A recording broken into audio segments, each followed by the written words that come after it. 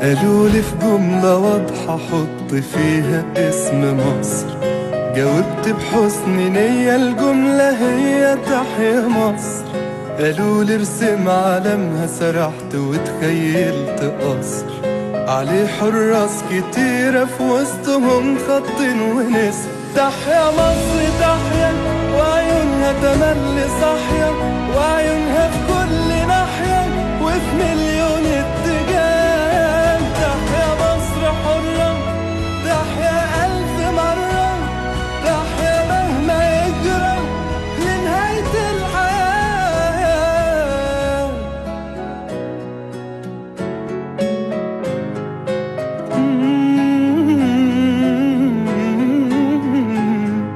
عروسة لابسة طرحة جاية لينا من بعيد، وحاسبة كل خطوة عارفة هي رايحة فين.